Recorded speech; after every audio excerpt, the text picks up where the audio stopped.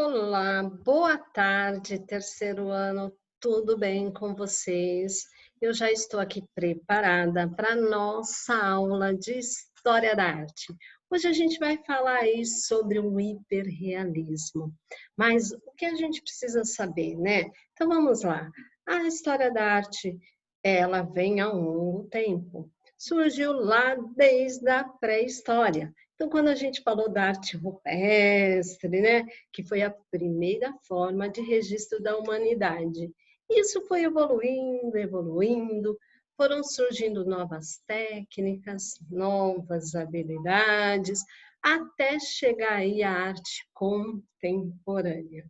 E quando nós falamos em arte contemporânea, nós temos muitas técnicas, certo? E uma dessas técnicas é o hiperrealismo. Quando a gente fala, então, do hiperrealismo, a gente fala aí sobre uma evolução aí do fotorrealismo, só que eles se beneficiam aí do avanço da tecnologia. Então, eles usam aí os retroprojetores, tá bom? Então, eles usam a foto como base, lógico, para as suas criações, envolve um pouco aí da publicidade, mas não é só isso.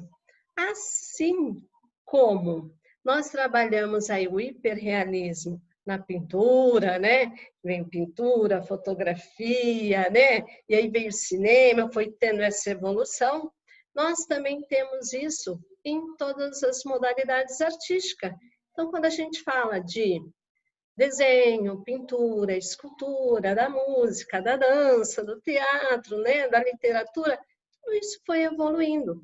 Foram surgindo, então, as novas técnicas. No hiperrealismo, nós temos um estilo aí de 3D numa figura de 2 dimensões. Então, eles criam efeitos especiais aí cinematográficos, gente. E aí, como é isso, professora? Então, vamos lá. Sabe aquelas artes em que nós vemos pinturas com buracos no chão que parecem super reais? Cachoeiras, né? Os penhascos, parece que vai cair mesmo. O aquário, eu vi um banheiro, gente, em que eles fizeram todo o chão como se fosse um aquário e dava a impressão que o tubarão ia saindo do chão para pegar. As pessoas que entravam pela primeira vez chegavam a se assustar de tão real que era. E aí nós temos a reprodução aí nos mínimos detalhes, tá bom? Eu vou compartilhar aí o slide para a gente começar então. E vou mostrando para vocês isso na prática. Então, vamos lá. Vou ampliar para ficar melhor para visualizar, tá bom? E a gente fala desse hiperrealismo. Olha essa escultura, gente. Quando a gente olha, o que cai? O que acontece? A gente fica de queixo caído, não é verdade? Tamanha a perfeição. Então, isso é uma escultura. Pensa no artista que cria isso. É muito real. A única coisa que muda é que ele faz as imagens, né? Essas esculturas em tamanhos diferentes do normal. Então, ou ela é muito grande ou ela é muito pequena. Mas se ninguém souber e for uma imagem apenas, será que vocês conseguiriam saber que isso é apenas uma arte de escultura?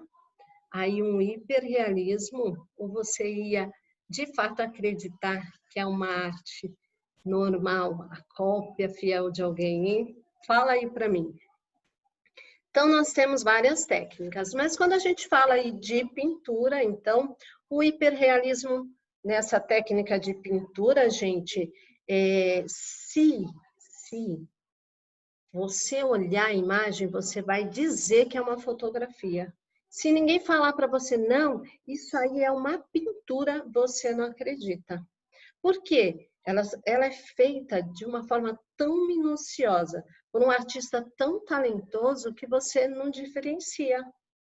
Assim mesmo, gente, de deixar a gente realmente com o queixo caído. Então, nós temos aí ó, o hiperrealismo, né? Quando a gente fala de hiperrealismo, a gente vai começar a falar aí da pintura, a gente vai falar da escultura, nós vamos falar de muitas formas de arte. Oi, Murilo. Boa tarde, tudo bem com você? Hoje eu estou falando aí, olha, sobre o hiperrealismo. Eu vou voltar um slide só para você ter noção do que eu estou falando. O hiperrealismo, olha só, aqui é uma escultura, né? Esse artista ele faz essa imagem de uma forma grandiosa, ou é grande demais, ou é pequena demais. Causa um efeito visual aí muito grande. Ela é feita nos mínimos detalhes, por isso é chamada aí de hiperrealismo. Quando a gente fala da pintura, a gente olha a imagem, parece uma fotografia. Precisa alguém falar para a gente que é só uma pintura, senão a gente não acredita, né? A gente sabe que é uma evolução do fotorrealismo, só que aí eles usam projetores para diferenciar, usam um pouco da tecnologia, então vai deixando aí as atividades de uma forma diferenciada. Há pouco eu falei que as obras impressionam de tal forma que chega a deixar a gente de queixo caído. Impressionante mesmo. Então, a gente percebe, olha só, que essa reprodução foi feita nos mínimos detalhes. Usou 3D, né? Isso é super importante. E aí eu comecei, então, a contar a história. Nós vamos falar um pouquinho aí da pintura, da escultura, né? Que procura reproduzir a realidade com todos os seus detalhes. Tecnicamente, o resultado são as cores e o desenho com menos nuance e os traços mais definidos, com os mínimos pormenores reproduzidos. As esculturas, então, mostram todos os pormenores, mas não se confundem com a arte naturalista. E aí a gente vai falar aí, né, de um retrato aí de coisas do cotidiano, os problemas da sociedade. Então, hoje, os artistas, eles estão aí retratando muito aquela ansiedade, os problemas psicológicos e sociológicos, né? Tratam também muito aí das questões históricas, políticas, e isso tudo é retratado na sua arte. E aí o hiperrealismo vem para levar as pessoas a uma grande reflexão. O que está acontecendo com a nossa sociedade de fato, né? Então, muitas vezes, o hiperrealismo é considerado aí como um trabalho provocativo, controverso, né? Às vezes dizem que fica no limiar do perturbador e do belo, mas sempre provocantes, levando as pessoas aí mesmo àquela grande reflexão. Eu vou mostrar as imagens, Murilo, depois, você vai pensar aí se realmente ela provoca, se choca às vezes, se é controvérsia, tá bom? Aí, se você puder mandar mensagem, eu vou agradecer. Então, teve início em 1968, expandindo-se no início dos anos 70, tendo aí grande popularidade na Inglaterra e nos Estados Unidos. Os artistas dessa corrente artística utilizavam aí o recurso da ampliação fotográfica, derivada aí da pop art. Então, a gente fala aí muito aí do que? Da pop art, né? A gente fala do consumo em massa, a gente fala aí um pouquinho da publicidade, do marketing, né? E aí fala aqui da ampliação fotográfica. Então, a gente vê isso como sempre uma evolução do fotorrealismo. O termo hiperrealismo, então, ele passou... Opa, deixa eu citar aqui o amigo. Ele passou, então, ó, a ser utilizado para classificar o movimento artístico que surgiu nos Estados Unidos e outros países da Europa, ainda na década aí de 1960. Essa forma aí de expressão artística se expandiu consideravelmente, já no início da década de 70, se tornando aí bastante popular em países como Inglaterra, como Brasil, além dos Estados Unidos, que é considerado aí o berço dessa arte. Aí a gente fala, nossa, professora, estamos falando hiperrealismo, mas Murilo, ó, presta atenção, você deve, né, ser focada em algumas atividades das redes sociais, do Face. Já viu alguma obra em que parece que tem um buraco assim no chão que as pessoas vão cair? Ou um aquário onde vocês percebem aí que o peixe está saltando fora. Então, isso tudo, ele é considerado aí atividades hiperrealistas, tá bom? Nós temos aí, então, como característica aí a precisão de detalhes, sombra, luz, brilho e textura, temas da realidade, como pessoas, paisagens e os animais, o uso de imagens pré-fabricadas, cor realista. Então, nós vamos vendo aí o detalhamento aí das características. E aí, quando a gente fala, então, em hiperrealismo, como evolução aí do fotorrealismo, lembra que eu falei? Eles usam a foto aí como base para a sua criação. Porém, eles usam aí os retroprojetores, e aí eles conseguem diferenciar aí no resultado final de sua obra. Então, usa aí o avanço aí da tecnologia. O hiperrealismo como evolução, então, do fotorrealismo foi criado por Luiz Queisel em 1969. O termo fotorrealismo surgiu também nos anos de 1960 lá nos Estados Unidos, com o objetivo de captar o máximo de informação possível com a ajuda da câmera e da fotografia, para poder transferir tudo isso para as telas. E aí, quando a gente fala, né, no avanço aí da tecnologia, a gente sabe que antigamente até os retratos eram feitos através da pintura.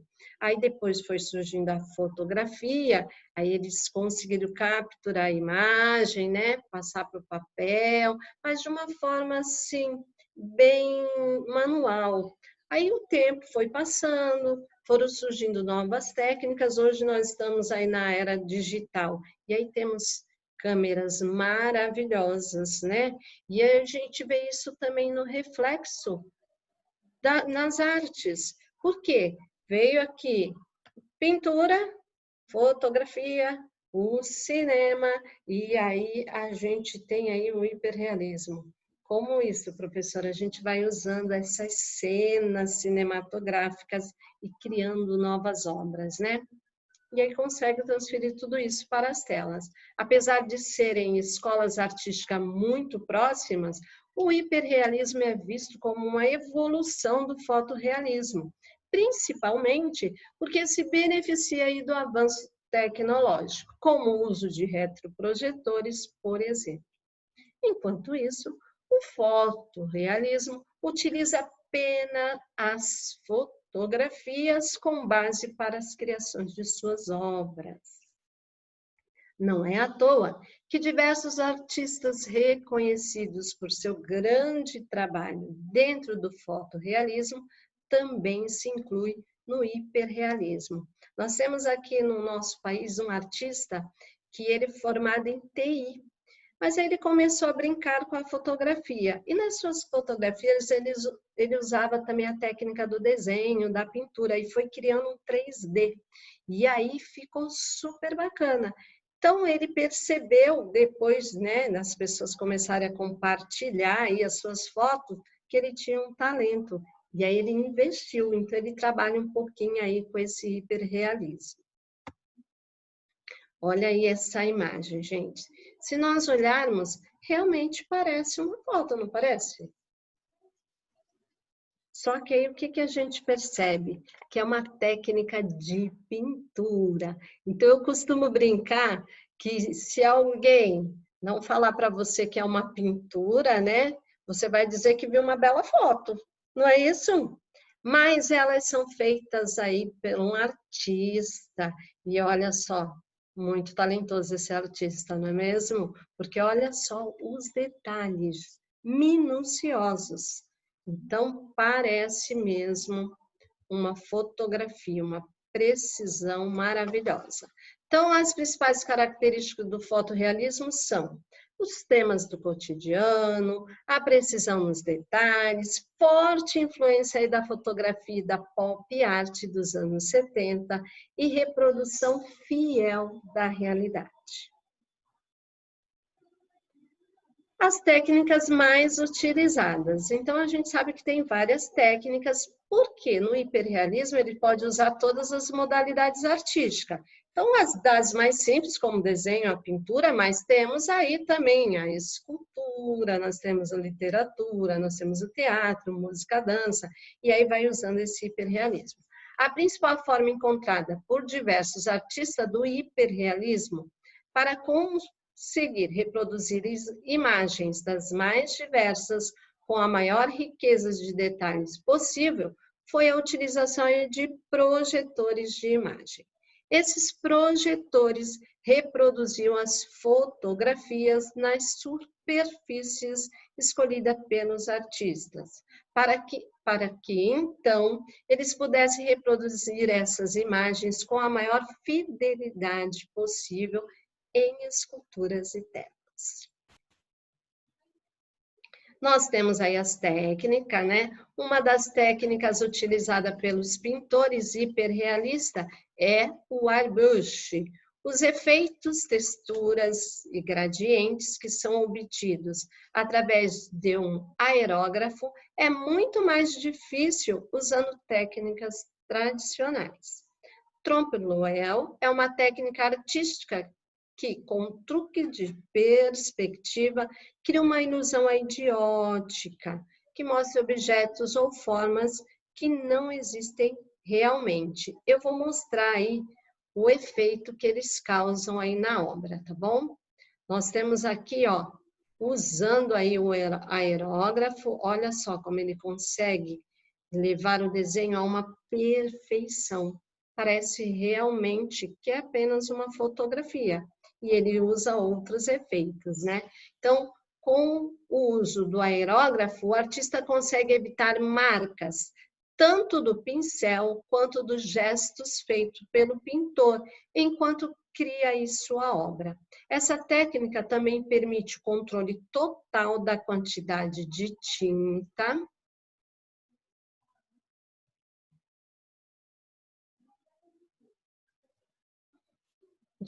utilizada aí, bem como Gabriel Souza Murilo, é da nossa sala, bem como sua distribuição aí homogênea, deixando a obra sem as texturas aí comuns. Ok, Murilo, muito obrigado.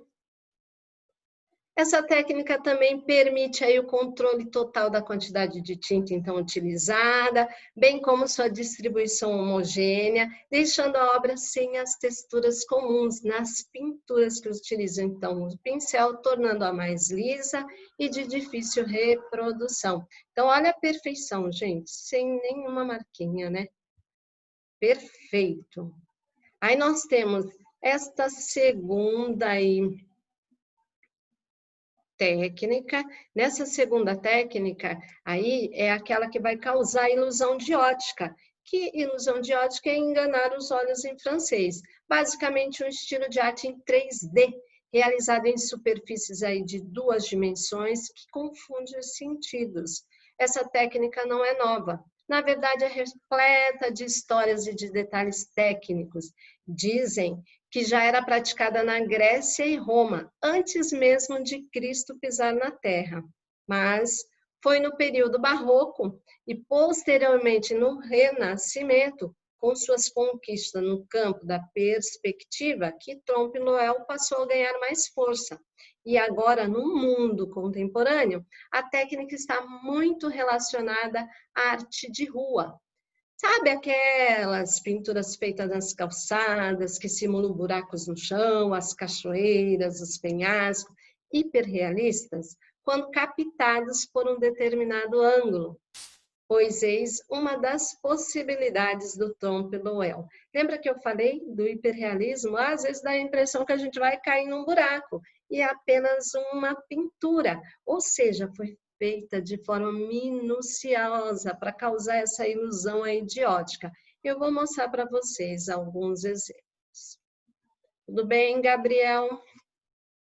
Vamos lá, olha isso, gente. Observa essa arte. Parece mesmo que a mulher está descendo aí a escada, né? E é apenas a pintura. Olha aqui, gente. Parece que ele está caindo no buraco. E esse da parede? Esta obra. O que você acha aí, Murilo? Fala aí para mim. O que você acha dessa arte? É interessante, não é? Gabriel, fala aí o que você acha dessa arte hiperrealista. Se você chegasse na frente de uma pintura como essa, você ia ter essa sensação aí de ilusão de ótica, da impressão que vai cair? É encantador, né, esse tipo de arte. Eu fico fascinada, gente. Bom, nós temos aí exemplos de alguns artistas. Nós temos Joe Puig. Parece quase universal aí o prazer que as pessoas sentem ao serem enganadas visualmente, diz John Puig. O artista americano parece compartilhar da ideia de Eric Growe, de que Trompe L'Oeil integra os observadores na arte. Ele trabalha aí focado em muros e cria suas obras desde o final da década de 70. E aí, gente, pensa aqui, ó. Aqui nós temos aqui uma onda, mas é somente uma pintura.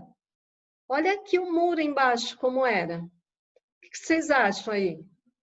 É dessa forma, só que quando a gente visualiza, enxerga dessa forma.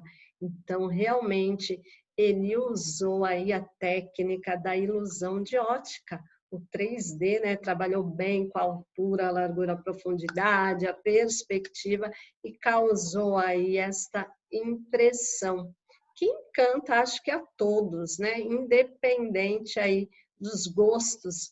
Eu acredito que se vocês chegarem lá e visualizarem isso, vão ou não vão gostar dessa arte? Então, ela é chamada aí de hiperrealismo. Nós temos aí Pierre Delavier. O francês Pierre vai além da pintura para fazer sua arte, utilizando algumas vezes objetos como toldos para transformar aí a realidade.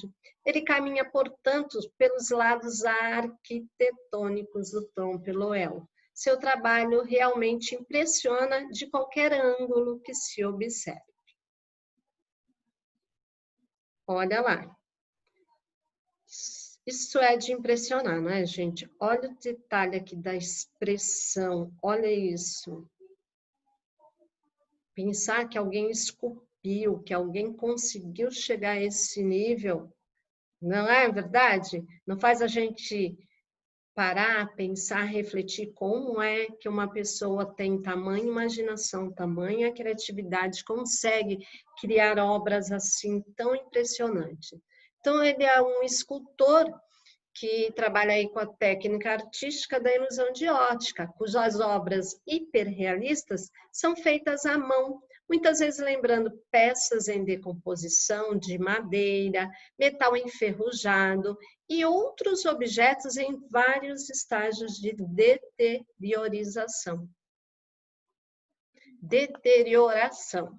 Seus trabalhos exploram a relação entre humanidade e natureza, como ambos estão em constante estado de fluxo entre crescimento e decadência. Eles foram exibidos aí em galerias e museus internacionalmente. Então, nós temos aí, ó, vários museus em que ele pôde expor aí as suas obras, tá bom? Nova York, na Coreia, né? Entre outros. Nós temos um outro artista, o artista norte-americano Edward Hopper, faleceu em 1697, praticamente ao mesmo tempo em que surgiu o termo hiperrealismo. E talvez ele nem soubesse, mas acabou sendo considerado aí o precursor do estilo que espalharia pelo mundo anos depois. Durante sua carreira, Ioper ficou conhecido por retratar com muita fidelidade cenas do cotidiano urbano e rural dos Estados Unidos. E é possível encontrar referência às suas obras em filmes e discos, principalmente devido aí ao uso de luzes e escuridão de forma dramática. Então, ele usou aqui, ó, muita luz, muita sombra na hora de criar suas artes. Observe aí. Bem realista, né? Um dos mais importantes artistas dessa fase é Ron Mulke, escultor australiano que trabalha aí na Grã-Bretanha. Utiliza efeitos especiais cinematográficos para criar obras de arte. E aqui nós temos, então, o artista que eu falei para vocês que trabalha aí com 3D, que deixa a gente aí de queixo caído. Ele faz as suas esculturas e o impressionante, gente, é que quando a gente vai olhar, realmente choca, realmente impressiona. E aí a gente fala que ele retrata aí as coisas do cotidiano, principalmente os assuntos da atualidade, como as crises de ansiedade psicológica, sociológica, mas ele também trabalha bem as questões históricas e políticas, né? Aí a gente fala que o trabalho dele leva a gente a uma grande reflexão, mas é um trabalho provocativo. E muitas vezes as pessoas não entendem, então vamos dizer que causa até uma controvérsia. Mas Hans Ronald Muck, mais conhecido como Ron, é um escultor australiano, hiperrealista que trabalha na Grã-Bretanha. Cresceu vendo seus pais construírem brinquedos, pois sua mãe fazia bonecos de pano e o seu pai brinquedos de barro. Segundo relatos, o que adquiriu esse perfeccionismo por causa de seu pai, que sempre exigia aí que fizesse tudo perfeito. No início de carreira, foi fabricante de marionetes e modelos para televisão e filmes infantis, nomeado no filme Labirinte. As obras são incrivelmente realistas. Se não fosse o tamanho de suas esculturas, elas seriam facilmente aí confundidas com as pessoas. Ou são muito grandes ou muito pequenas, jamais do tamanho humano. Lembra que eu falei no começo, acho que só o Murilo acompanhou. Eu falei que as obras impressionam tanto que se a gente não parar para observar, a gente pode realmente se confundir. Por isso ele usa aí os tamanhos diferenciados, tá? Muck criou a sua própria companhia na Bahia, no Brasil, trabalhando para a indústria de publicidade. Embora aí atualmente, embora altamente detalhados, esses adereços eram geralmente projetados para serem fotografados de um ângulo específico. Quando produz bonecos, ele não se preocupa em ser realista. No entanto, as suas esculturas buscam o máximo de perfeição possível. Eu vou mostrar aí para vocês, tá? E aí a gente vai falar assim, é como se estivesse no limiar do perturbador, do belo, são assim bem provocantes. Por que eu falo isso? Vocês vão entender ao observar aí as artes. Olha isso, gente. Olha essa perfeição, não parece mesmo um menino? Olha o tamanho das pessoas observando a arte. Olha o tamanho que é essa escultura. Tem artista, gente, que gasta aí meses criando, porque é tudo muito meticuloso, né? E aí precisa causar aqueles efeitos visuais. Então, leva tempo. E aí a gente fala que ele aplica aí a técnica magistralmente. Por quê? Porque ele tem um olhar artístico, cria imagens aí que enganam os olhos até dos mais espertos, não é mesmo? Olha isso. Olha aqui. Pensa, até a barba, gente. O detalhe do cabelo, as formas. Olha o hiperrealismo disso. Olha como as pessoas ficam impressionadas ao observarem. Olha a expressão da visitante. Olha essa aqui. Como não falar que é uma arte hiperrealista, né?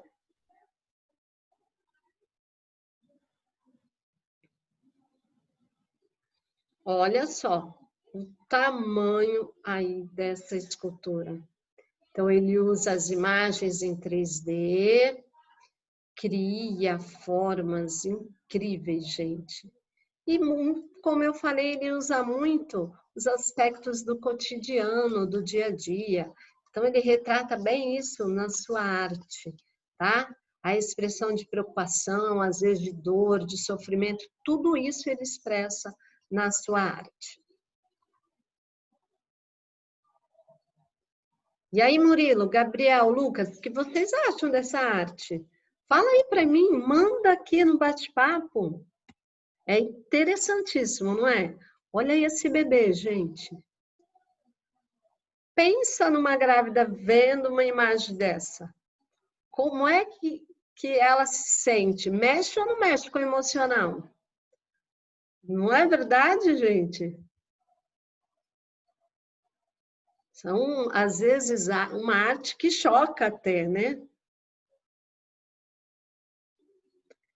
Bom, além de Rummel, que são pintores do hiperrealismo aí vários, né? Chuck Close, Duane Hanson, Richard Esse, Jorge Segal, Franz Gertz, Dom Ed, Howard Canovites, Diego Velázquez, de Andrea, David Hanson.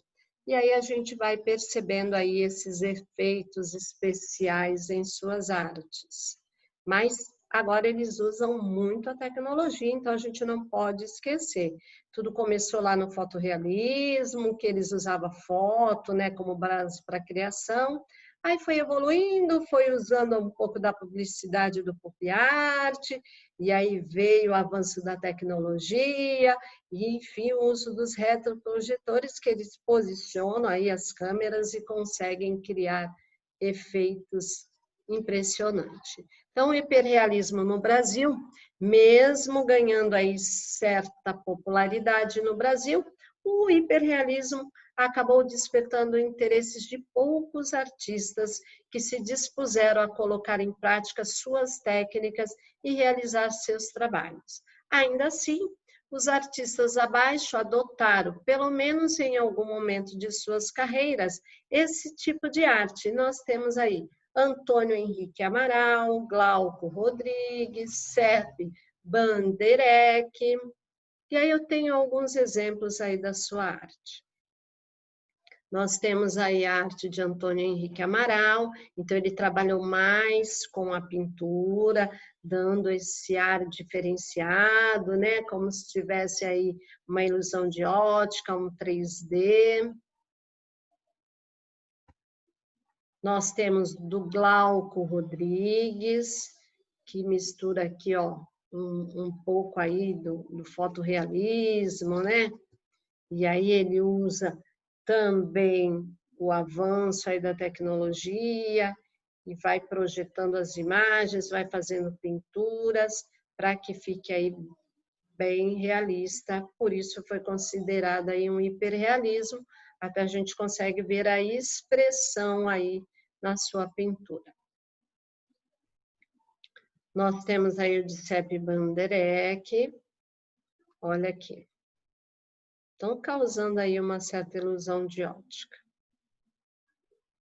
E também trabalhou muito com os aspectos, né, retratando os acontecimentos aí do dia a dia.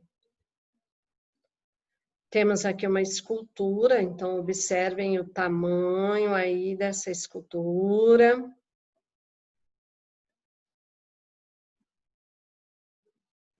Depois de surgir, então, como próximo nível do fotorrealismo, o hiperrealismo se expandiu pelo mundo e pôde contar aí com o avanço tecnológico para que os artistas adeptos desse estilo pudessem melhorar aí as suas técnicas, criando obras ricas em detalhes, tendo como principal temas, o cotidiano das pessoas comuns, paisagens, animais e pessoas.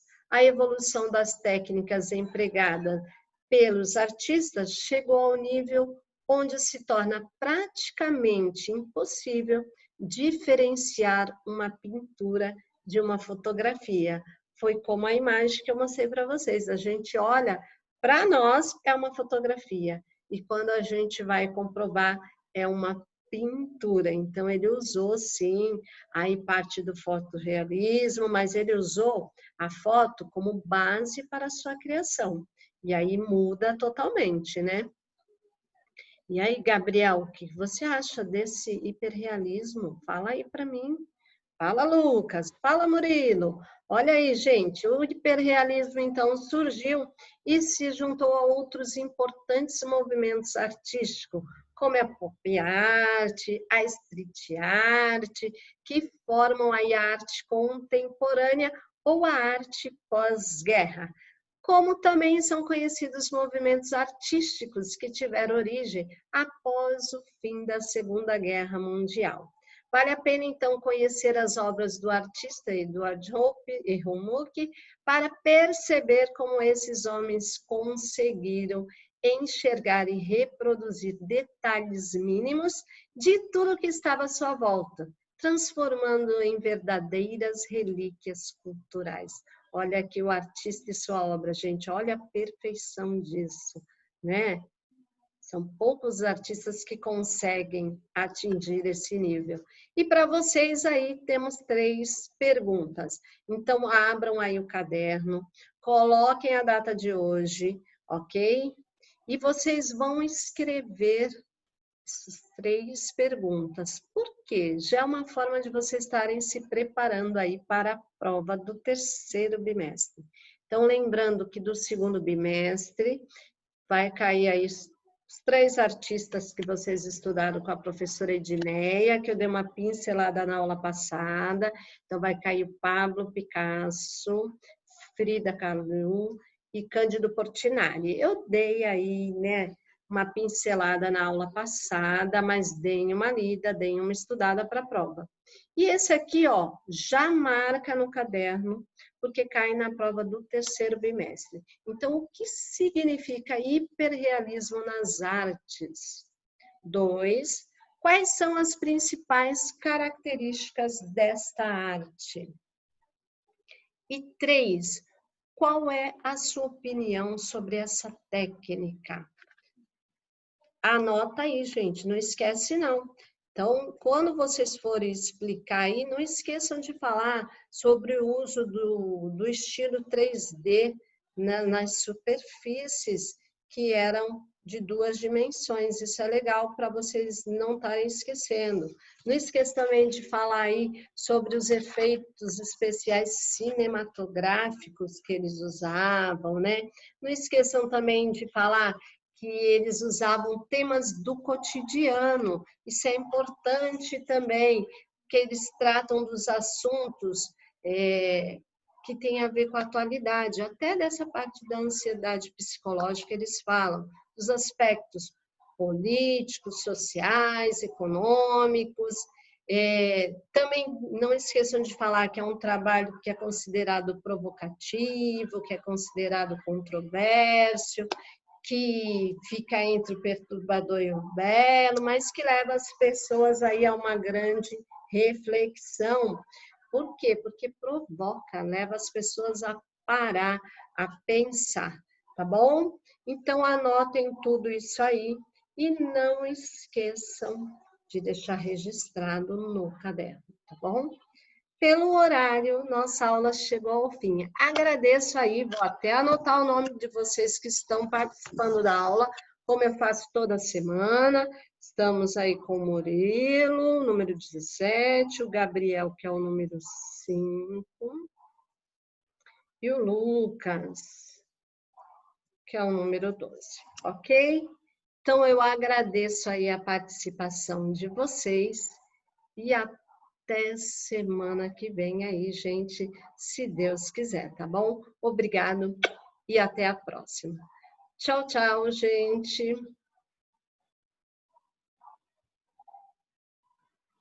Tchau. Até semana que vem, se Deus